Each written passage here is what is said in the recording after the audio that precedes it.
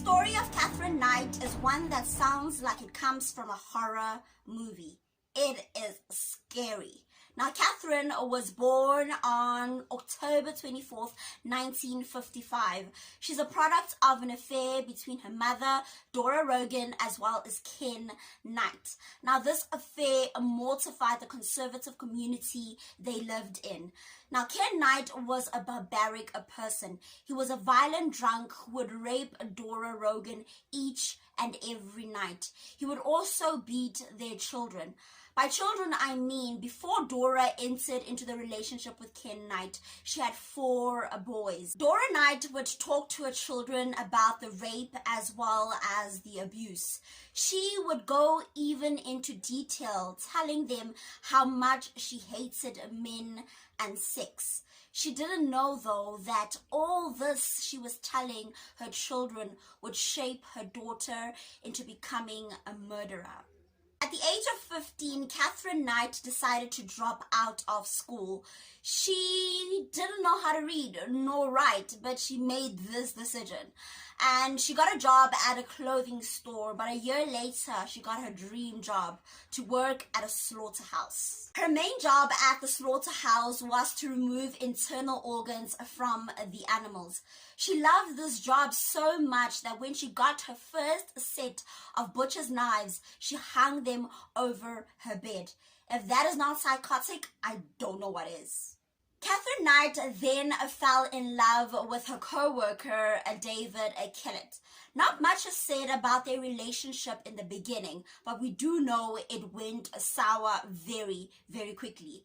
Katherine forced David into marriage, and Katherine's mother warned David, and I quote, "Do not think about playing her up. She'll fucking kill you." And I close quotes. Indeed, Katherine's mother was right in warning David. The night of their wedding, they had sexual intercourse 3 times, but this was not satisfactory to Katherine. But David fell asleep, and this pissed her off. So she decided to do the weirdest thing ever, to strangle him. Gosh! Out of all things she could have thought of, she decided to strangle a man because he didn't want to have sex with her? Luckily, David escaped with his life and decided to end the relationship between him and Katherine. But eventually, everything started to come together and they rekindled their love and also fell pregnant. Now, Katherine gave birth to a baby girl, but that is when David started to notice that this is not the woman I actually want to be with, and he had an affair.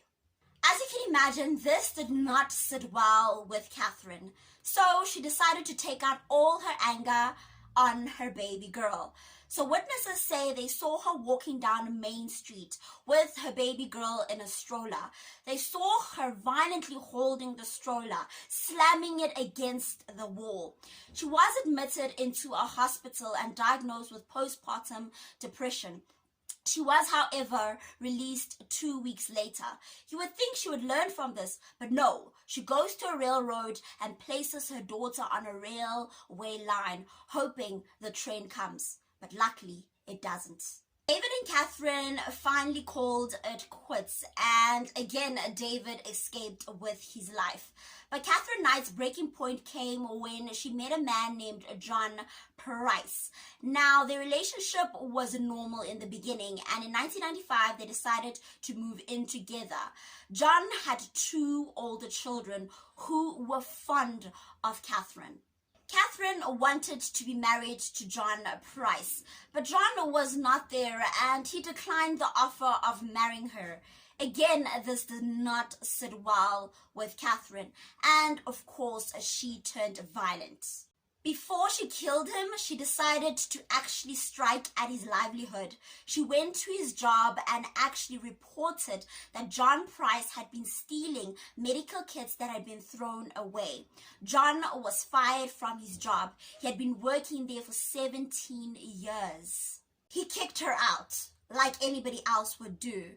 But something was special about Katherine, and again, she rekindled her relationship with John and she moved back in. But the arguments didn't stop, and in one of the arguments, Katherine actually stabbed John in the chest. But luckily, the stab wound was superficial. This got John thinking, and he got a restraining order against her. The problem is he was told that the restraining order would take several weeks to be processed. That very night, Katherine came to the house and talked to him, and he actually allowed her in. They had sex and he fell asleep.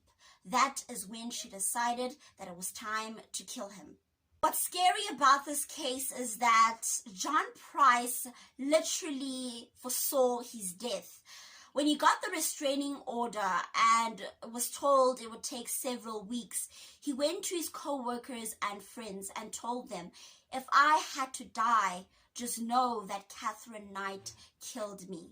As John slept, Katherine Knight stabbed him 37 times, dragged his body downstairs, skinned him, and decapitated his head and turned it into a stew.